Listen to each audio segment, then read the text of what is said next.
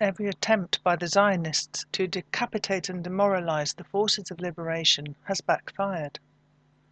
A new Arab proverb has been coined after the release of drone footage showing Hamas leader Yahya Sinwar's last stand. Sinwar's stick, symbolising resilience and determination against impossible odds.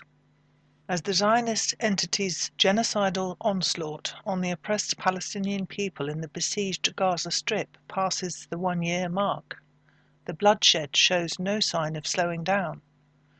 Rather, the Zionists are actively doing their best to try to ignite a wider conflict with the hope of getting US imperialism to intervene directly on their behalf. To this end, the Israeli regime has now begun to carpet-bomb Lebanon, with the stated aim of launching a full-scale invasion. Unsurprisingly, there are no Lebanese cedar flags to be seen hanging from any government buildings in Britain, nor are our schoolchildren likely to be encouraged to dress in Lebanese colours or to shake the collecting tins as they stand with Lebanon any time soon. The sudden change of focus of the Zionist blood machine onto the people of Lebanon has provided Israel with a few short-term PR victories, most notably the successful assassination of the legendary long-time Hezbollah leader Sayyid Hassan Nasrallah. Since this was quickly followed by assassinations of other leading figures who might have been potential successors, such as Sheikh Nabil Kaouk and Sayyid Hashim Safieddine, the Zionists were clearly operating under the delusion that a decapitation operation combined with a blitzkrieg along the lines of 1967's Six-Day War would destroy Lebanese morale and pave the way for a quick march into Beirut. Lebanese resistance on the offensive. Unfortunately for the Zionists, the resistance men and women of Al-Janoub, southern Lebanon, are not the 1960s Egyptian bourgeoisie. Whilst the loss of beloved leaders undoubtedly caused a great deal of heartache, their determination to resist the fascist Zionist invading forces with every drop of their blood has not changed in the least. Moreover, this is precisely the scenario for which Hezbollah has been preparing ever since it successfully ejected Israeli occupation forces in 2000 and defeated their subsequent re-invasion in 2006. This determination and ability by the Lebanese to resist an Israeli invasion is clearly demonstrated by the fact that the Zionist army, despite repeated attempts to occupy southern Lebanon, has barely managed to advance more than a few kilometres over the border before being forced to retreat under the shattering blows of the resistance. Nor has the settler colonial regime been able to restore security to its northern settler communities, even more of which have had to be evacuated following continued missile fire from the Lebanese resistance. Clearly, the attempts by the Zionist imperialist coalition to cripple Hezbollah's firing capabilities have been as unsuccessful as their attempts to render the resistance movement impotent and directionless. Western corporate media, of course, are still playing their part in whitewashing both the Zionists' crimes and the imperialists' enabling of those crimes. The strike that killed Hassan Nasrallah, for example, caused a colossal amount of collateral damage. As many as 1,000 civilians are reported to have been killed or injured in this attack alone. 80 bunker-busting 2,000-pound bombs, provided by some of them likely even directly piloted by the USA, were dropped on a single neighbourhood in order to vaporize all the residential buildings and penetrate deep into the earth below. This was barely mentioned by imperialist media or politicians, who celebrated the attack as if it had been a surgical strike that was precisely aimed at a single terrorist. the indiscriminate drone strikes against wedding parties whose attendees were universally described as Al-Qaeda terrorists by the US and British imperialists during the Afghan war look positively humane by comparison. Stunning example of Yemeni defiance. Meanwhile, Israel and its Western backers have also been ratcheting up their attacks on the steadfast people of Yemen, which is the only Arab country not directly involved in the war, whose government, the actual ruling government, not the pretend internationally recognised government, living in Saudi exile, has dared to take real action against the Zionist state by the simple act of refusing access to the Bab el-Mandab Strait, effectively blocking access to the Red Sea. For all US, British and Israeli-linked shipping, the Yemeni resistance has dealt a severe blow to the Israeli economy and almost completely bankrupted the port city of Eilat. Swept to power in a popular revolution 10 years ago, Yemen's Ansarullah Houthi government has successfully resisted countless violent and frantic imperialist attempts to regain domination over its geopolitically vital territory. The Yemeni people have faced down years of a bloodthirsty Saudi-fronted bombing campaign and a merciless siege that starved tens of thousands of vulnerable citizens, all funded and directed by imperialism, of course, as well as seeing off an imperialist-inspired attempted insurrection in 2017.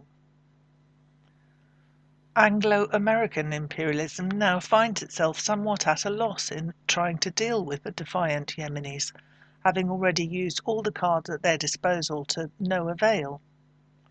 Their bombs and starvation siege have been endured and overcome. Their naval power is now directly defied and outwitted. Not only have the Yemenis survived a decade of genocidal onslaught, they are better armed and more defiant than ever, and supremely aware of the need to keep resisting, not only until Yemen is free from any threat, but until the entire Middle East is free of imperialist occupation and domination, which means, of course, both the ejection of US and British bases and the defeat and dismantlement of the imperialists' settler colonial outpost of Israel. Growing ever more desperate and no longer able to hide behind their formerly willing Saudi and Emirati proxies, partners, British and US military forces have been conducting direct military operations against Yemen since the beginning of 2024, repeatedly bombing the ancient capital of Sana'a, a World Heritage Site, and the port city of Hudaydah in a fruitless attempt to end Yemen's Red Sea blockade. Exactly how direct bombing by imperialist aircraft is supposed to result in a different outcome than bombing with imperialist paid-for Saudi-piloted aircraft is a question that is beyond our meagre capabilities to answer. However, the perceived need for such action does lay bare exactly how much damage to imperialist interests the most impoverished country in the Arab world has managed to do, despite still being marred in an imperialist-engendered civil war. Yemen's first stance in support of Gaza has been highly embarrassing to the Gulf autocracies, having spent years hysterically demonizing the al-Houthi militia in the media outlets under their control. To see said militia taking hugely popular action in support of Palestine while they themselves do nothing is shredding what little remains of their credibility in the eyes of the people. This is particularly the case for the Qataris and the Kuwaitis, whose ruling elites consistently try to pose as pro-Palestine on the international stage, mouthing empty phrases and offering tokenistic charitable donations for public consumption, while doing nothing that might materially damage imperialist or Zionist interests in practice. Gaza endures, Sinwar sparks a legend. Despite the attacks on Lebanon and Yemen, there is still no respite for the people of Gaza, who continue to suffer under the most brutal siege and infrastructure collapse exacerbated by daily bombardments. To add to this pain, Israel announced in mid-October that it had killed Yahya Sinwar, the near-legendary leader of Hamas, who is said to have masterminded last year's 7th of October Al-Aqsa flood resistance operation. Caught up in its own supremacist narrative, the IDF press office was so stupid as to release video footage of Commander Sinwar's last moments, which had been captured by a drone that was looking for survivors after a firefight, Israeli troops being too nervous of resistance fire to go in until they were sure the half-destroyed building was empty. If the Israelis thought to portray Hamas's fighting chairman as weak and helpless, and thus to destroy Palestinian morale, this calculation backfired spectacularly. If the shock assassination of Sayyid Nasrallah, widely seen as an anti-imperialist figurehead by the whole region, failed to make any significant dent in resistance morale, the killing of Sinwar was never likely to undermine the Palestinian people's determination to fight on. On the contrary, although he had successfully evaded death for over a year, he himself and those around him worked on the assumption that at some point an enemy bullet would find him. Part of his legend springs from the fact that, despite knowing he was number one on Israelis' hit list, he continued to lead his troops on the ground in the most heavily bombed and surveilled patch of land in human history. Far from denting resistance morale, then the drone footage, which shows a badly wounded man defiantly staring down a drone he knows will shortly deliver his death blow, has only solidified Sinwar's reputation as a legendary leader, who refused to surrender and instead fought to his last drop of blood for his people's liberation. His last stand, throwing a stick with his remaining but clearly much weakened arm, has even coined a new proverb on the Arab street, Sinwar's stick, symbolising resilience and determination against impossible odds, to give one's all when nothing is left to you but a stick. Israel's admission that its forces were not even looking for Sinwar at the time, rather they stumbled across him accidentally and only identified him after death, is a further source of embarrassment, effectively exposing the impotence of their much-trumpeted high-tech surveillance and supposedly all-seeing spy network, which together were still not sufficient to track down their most wanted adversary.